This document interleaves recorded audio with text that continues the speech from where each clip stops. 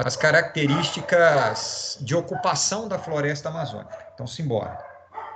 Ocupação da Amazônia. Nem todo processo de ocupação, galera, ele está vinculado ao processo de degradação da floresta, tá? Repito, nem todo processo de ocupação está vinculado à degradação. Você pode ocupar uma região sem levar para ela degradação e desequilíbrio. Mas o que a gente vai estudar aqui é o processo de ocupação da floresta amazônica vinculado à devastação. É a ocupação de forma desordenada, não, porque existe uma ordem no processo de ocupação da Amazônia, mas é uma ocupação que produz praticamente a eliminação de grandes áreas de floresta, tá? Eu vou fazer aqui, de maneira bem simples, a descrição do processo de ocupação da floresta amazônica, tentar fazer cronologicamente essa ocupação para a gente entender, tá? Essa ocupação a gente poderia falar desde o século XVIII, XIX, com as drogas do sertão, com as missões entrando no Rio Amazonas, etc. Mas essa parte eu deixo para a história. No caso da geografia, a grande ocupação, no sentido de devastação da floresta, ela começa efetivamente na segunda metade do século XX. Até a metade do século XX, até a Segunda Guerra Mundial, como um marco histórico aqui para a gente, a floresta amazônica ela era uma grande área de reserva, pouquíssimo ocupada no sentido de devastação, uma área com a biodiversidade muito preservada, difícil acesso, infraestrutura precária na região. Pós-guerra, e especialmente no caso do Brasil, o governo JK, que busca integrar as regiões brasileiras e ocupar as regiões brasileiras, nós temos a criação, por parte do governo JK, da chamada Zona Franca de Manaus. Beleza? Na cidade de Manaus. E a criação da Zona Franca ela está vinculada a uma política do JK de desenvolvimento da região norte e está vinculada à presença do Rio Amazonas como grande meio de escoamento da produção industrial de Manaus. Essa Zona Franca ela foi criada no ano de 1957, tá? Pelo governo JK. Só que nos governos militares, esse processo de criação e expansão da Zona Franca, ele ficou cada vez mais evidente, já que os militares tinham um programa de ocupação do Brasil, que era ocupar o Centro-Oeste e a Amazônia. Ocupar para não entregar, desenvolver a região no sentido de levar o desenvolvimento por meio da degradação, porque na época dos militares, a visão era a seguinte: terra boa é terra limpa, a Amazônia em pé é sinônimo de retrocesso, a Amazônia no chão é sinônimo de progresso. E aí os militares, eles criam um programa chamado de SUFRAMA, no ano de 1967. Então, 10 anos depois da criação da Zona Franca de Manaus, vem a SUFRAMA, ocupando a Amazônia por dentro, tá? Então, repara que a Zona Franca de Manaus, ela está no miolo, no coração da Amazônia. Então, esse primeiro processo de ocupação foi dentro da floresta, não era uma ocupação de fora para dentro, das bordas. Era uma ocupação no coração da floresta amazônica. E aí, a partir da SUFRAMA, Superintendência de Desenvolvimento da Zona Franca de Manaus, a gente tem um crescimento urbano e industrial de Manaus. Esse crescimento urbano e industrial, hoje Manaus, por exemplo, é uma das grandes cidades no Brasil com uma população perto de 4,5 milhões de habitantes. Só que foi um processo de crescimento com falta de planejamento urbano, o que fez com que Manaus e a região norte, de modo geral, seja uma região com escasso acesso ao saneamento básico. Para vocês terem uma ideia, gente, a região norte do Brasil é a região com menor acesso a saneamento básico, ou seja, água tratada e coleta de esgoto. Aproximadamente 9% das moradias da região norte têm acesso a saneamento básico. Eu vou repetir, 9% das moradias da região norte têm acesso a saneamento básico. Em Manaus, cerca de 11% das moradias têm acesso ao saneamento básico. Resultado, com a falta de saneamento, significa que o esgoto é lançado diretamente nos cursos d'água. Então, esse escasso saneamento básico, ele produz, o resultado dele é a contaminação do solo e água. Isso é um impacto sobre o bioma, contaminação do solo e água, e é o impacto sobre a população. Taxa de mortalidade altíssima, por causa das doenças especialmente, principalmente mortalidade infantil, pela dificuldade do acesso a uma água de qualidade, por exemplo, e uma população idosa, que é a menor população idosa do Brasil inteiro. A gente associa muito ao Nordeste essa realidade, de uma população pobre, uma taxa de mortalidade alta, principalmente mortalidade infantil, poucos idosos. Mas, na verdade, o norte do Brasil tem essa condição pior do que, principalmente, o sertão nordestino. Em termos de saneamento básico, o norte brasileiro é a pior região de todas. E isso está vinculado, entre outros fatores, ao rápido crescimento urbano e industrial, especialmente de Manaus e Belém, vinculado a esses projetos governamentais de ocupação. Só que repara que quando eu falo Zona Franca de Manaus, eu estou falando de um ponto dentro de uma floresta que é muito grande, tá? Então, o processo de ocupação da Zona Franca de Manaus, ele tem impacto urbano e industrial, mas em termos de devastação da floresta propriamente dita, esse impacto é relativamente pequeno, tá? Pensando na lógica do desmatamento, tá? Suframa Maria Clara, eu vou digitar aqui, para você poder ter esse registro, tá? Superintendência, aí dito errado, de Desenvolvimento da Zona Franca de Manaus. Foi com letra minúscula aí, mas tá valendo. Tá? Suframa Desenvolvimento da Zona Franca de Manaus. Beleza? Legal. A gente estava falando aqui, então, da década de 50 e década de 60. Entre as décadas de 70 e 80, a gente tem um outro projeto de nada, também governamental. Então percebam que o governo, historicamente, é o principal agente de ocupação da Amazônia, que é o desenvolvimento do projeto Grande Carajás. Esse projeto Grande Carajás, ele fica no Pará, tá? Principalmente sudeste do Pará, na região da Serra de Carajás, que abrange algumas cidades importantes ali na região, e a mais importante é a cidade de Carajás, e vai ser caracterizado pelo processo de exploração mineral.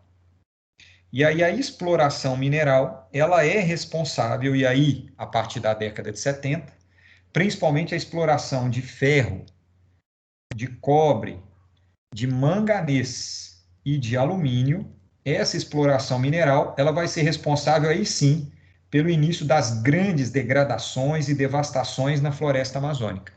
Porque a exploração mineral, ela está intimamente ligada ao processo de desmatamento da floresta e contaminação, uso indevido da água.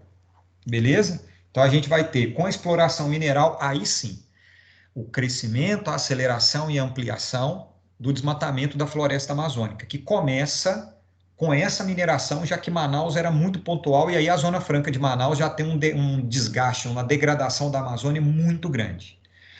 Só que, pensando nos vestibulares e no Enem, e especialmente no Enem, falou pessoal, aqui de novo, ó, pensando nos vestibulares e Enem, o que mais cai é o momento, a partir da década de 60, 70, 80, até os anos 90, até o século 21, na verdade, até hoje, neste momento, é a chamada Marcha pro Oeste, tá? A Marcha pro Oeste, ela começa na década de 60, com a construção de Brasília. Fiquem atentos a isso. Brasília não está na Amazônia, tá? Não confundam. Brasília está no Cerrado.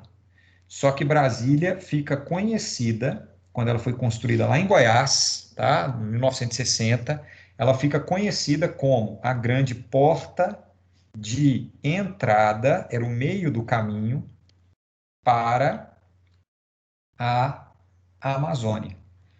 Então, Brasília, do ponto de vista de ocupação da floresta amazônica, por mais que ela não esteja na floresta, mas ela é conhecida como a porta de entrada para a Amazônia. Porque a partir do momento em que Brasília foi construída, presta atenção no que eu vou falar aqui agora, a partir de Brasília se constroem uma infinidade de infraestruturas de transporte, principalmente o rodoviário, que favorece e facilita o acesso e a chegada à floresta amazônica. Então, a partir de Brasília, a gente tem inúmeras rodovias que cruzam ou chegam até a Amazônia, favorecendo e facilitando o acesso na região. Tanto é que, a partir dessas infraestruturas, que são construídas pelo JK e depois ampliadas pelos militares, a gente passa a ter, na década de 70 e 80, a famosíssima, vou escrever até de outra cor aqui, a famosíssima expansão da fronteira agrícola, ou que alguns chamam de fronteira agropecuária. E aí essa expansão da fronteira agrícola, ela passa a ser fundamental e ela só pode existir a partir das infraestruturas de transporte que levam até essa região. Ela passa a ser, de fato, até o século XXI, até este momento em que eu estou dando essa aula para vocês, o meio mais degradante, mais responsável pelo desmatamento e pelas queimadas na floresta amazônica. É a expansão da fronteira agropecuária. Não tenham medo de falar isso, tá? No vestibular, por exemplo, pode marcar isso sem dúvida nenhuma. Não existe fake news nisso que eu estou falando. O que acontece é o seguinte: essa expansão da fronteira agrícola, ela acontece por meio da doação de terras ou vendas de terras extremamente baratas na floresta amazônica. Uma outra característica que favorece muito a expansão da fronteira agrícola é o relevo, tanto no Brasil central quanto na borda da floresta amazônica. O relevo aplainado, as regiões de chapadas, as grandes regiões aplainadas, principalmente favorecendo o processo de mecanização agrícola. Quanto mais plano for o relevo, maior é a chance de mecanizar essa região, o que favorece a ocupação por grandes proprietários de terra, uma ocupação de uma agricultura extremamente agressiva, que vale o desmatamento da Amazônia em prol da agricultura, e o uso e o desenvolvimento de tecnologias. No Brasil, por exemplo, a gente teve a criação da Embrapa em 1973, que desenvolve tecnologias, os insumos agrícolas, de agrotóxicos, de fertilizantes, de antibióticos, de novas variedades de vegetais que passam a sobreviver e a resistir a esse ambiente amazônico, que é um ambiente inóspito ao desenvolvimento da maior parte da agricultura.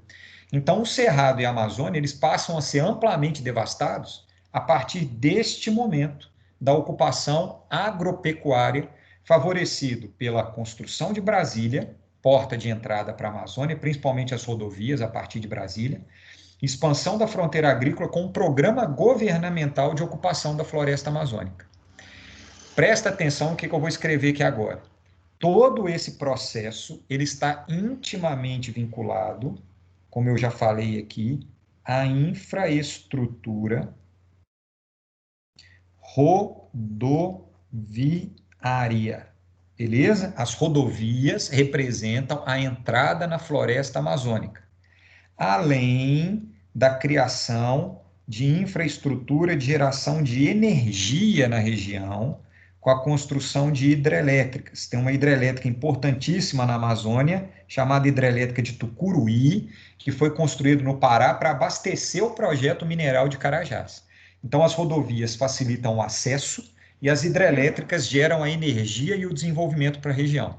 Tanto é que existe uma BR que é considerada a BR mais responsável pelo desmatamento na floresta amazônica, pelo acesso da população e desmatamento da floresta amazônica, que é essa BR que está aqui em cinza, ela é chamada de BR-163, tá?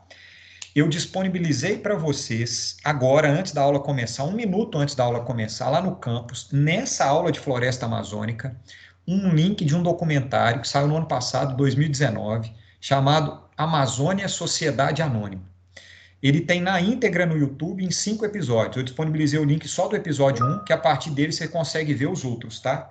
Ele conta exatamente a história da ocupação Bernardo II, da floresta amazônica e da ampliação do desmatamento na floresta amazônica em função da construção dessa BR. Então, quem está atento aos temas de desmatamento, queimada da floresta amazônica no Brasil atual, assistam esse documentário lançado em 2019, o link está aí, chama Amazônia Sociedade Anônima, conta especialmente a história da BR-163, das grilagens de terra, da ocupação ilegal, do desmatamento e da perda de biodiversidade e a disputa com a população indígena, tá? Especialmente na floresta amazônica. É um documentário dos mais lindos que aconteceram ultimamente. Repetindo aqui algumas coisas. Bernardo, você tinha mandado a perguntinha. Espera aí só um pouquinho, tá? A Manu me pergunta assim, ó, ô Bruno, você pode repetir a ideia da hidrelétrica? Sim, a hidrelétrica, ela foi construída na Amazônia, por exemplo, a hidrelétrica de Tucuruí, para sustentar o projeto Carajás. Então, eu vou escrever isso aqui, inclusive, ó, projeto Carajás. A energia desse projeto aqui, ó, vem da hidrelétrica de Tucuruí, por exemplo. Então, a presença, a existência das hidrelétricas, fundamental para viabilizar a ocupação da floresta amazônica. Sem energia, você não consegue gerar nenhuma atividade econômica. Bernardo, está tendo uns projetos para melhorar a Transamazônica? Tem sim, Bernardo. São projetos que, curiosamente, eles existem desde a década de 70, tá? São projetos que eles começam e param sempre. A Transamazônica no Nordeste, ela é asfaltada, tá? Eu, inclusive, já viajei por ela no Nordeste de carro. Ela é asfaltada. Quando ela entra na Amazônia, ela vira uma estrada de terra, lama e etc, tá? Então, ao entrar na floresta amazônica, a Transamazônica, além dela ter sido, na época da construção, anos 70, uma porta de entrada também para o desmatamento, todo governo fala que vai melhorar a Transamazônica para estimular a economia regional, e nenhum governo efetivamente conseguiu fazer isso até hoje, tá, Bernardo? Então, os projetos, eles existem sempre, desde a década de 70, tá? Não é muita novidade, não. Mais alguma dúvida, gente? Só para eu terminar o registro aqui? Tá tranquilo até agora? Bernardo, eu não sei se eu te respondi, tá? Respondi sua pergunta? Manu, respondi também a sua? Bruno respondeu, mas eu tô com outra dúvida. Na Fala. BR-163, o que ela trouxe, tipo, direito? O que, por que que a BR-163, especialmente, ela favorece o desmatamento? Porque ela sai, ela é Cuiabá-Santarém, tá? Cuiabá aqui no Mato Grosso, Santarém, no Pará. E como ela corta a floresta amazônica de sul a norte, as estradas que saem da BR-163 são as estradas que, a partir delas, as madeireiras e os grileiros, que é a turma que vai, entre aspas, roubar a terra, vai invadir essa terra, eles conseguem ter acesso à Amazônia. Então, é considerada a BR, como a Transamazônica nunca ficou pronta, na verdade, e a 163 ela é praticamente toda asfaltada, ela é considerada a BR do desmatamento. É a BR que faz com que a população, seja ela que vai desmatar ou que vai preservar, tenha acesso dentro da floresta amazônica, tanto à borda quanto ao interior da floresta. Então, ela é considerada a estrada do desmatamento e da queimada da Amazônia. Beleza? Entendi, obrigada. De nada. Se achar legal esse tema, assiste esse documentário que o link está lá, tá, gente? No campus. Assiste porque vale a pena. Bom, essas infraestruturas de rodovia e de energia, de transporte de energia, elas acabam tendo na história um papel fundamental em dois aspectos. Primeiro, as rodovias, por exemplo, elas facilitam as rodovias o acesso à floresta amazônica. Foi isso que eu acabei de responder aqui agora. Então, ela facilita o acesso, ela cria estradas periféricas que facilitam a entrada na floresta, e se a população não consegue chegar, não consegue desmatar. Então, chegar é sinônimo na Amazônia de desmatar e de queimar, tá? E a segunda coisa, que eu acho uma das coisas mais interessantes, é que quanto melhor é a infraestrutura de transporte e a infraestrutura de energia, mais valorizada essa terra fica. Valoriza a terra. E quanto mais valorizada é essa terra, maior é a especulação, mais as pessoas querem. Então, uma terra que lá nos anos 70 ela tinha um determinado valor, hoje ela chega a valer 20, 30 vezes mais aquela mesma propriedade, porque agora tem as estradas e tem a geração de energia. Então, quanto mais se melhora a infraestrutura na floresta amazônica, mais facilita o acesso, portanto, mais se valoriza a terra e mais se expande o que a gente chama de especulação sobre a floresta amazônica. E aí é que vem a grande sacada. Nesse cenário de terras cada vez mais valorizadas e cada vez mais gente querendo essas propriedades, cria-se o estímulo à grilagem. Já falo, Bernardo? Estímulo à grilagem. Grilagem, pessoal, é quando o indivíduo ele ocupa uma terra do governo chamada de terras ou terra devoluta, que é a terra que pertence ao governo.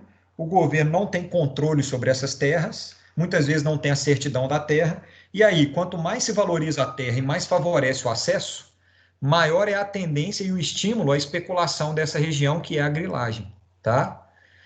Bernardo, estou acompanhando a Operação Verde Brasil de combate ao garimpo e à grilagem, só que existe um detalhe engraçado nessa operação, Bernardo, que eu estou tentando entender ainda o processo, que depois da Operação Verde Brasil de combate ao garimpo e à grilagem, o número de desmatamento na Amazônia aumentou 20%.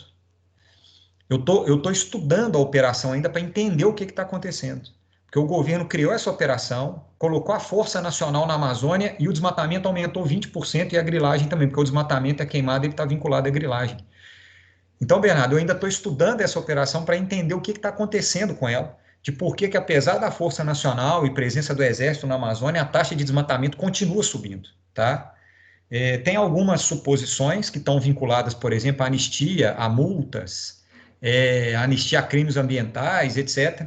Mas, apesar da operação, o desmatamento e o garimpo, ele está aumentando, especialmente o garimpo na Amazônia, tá?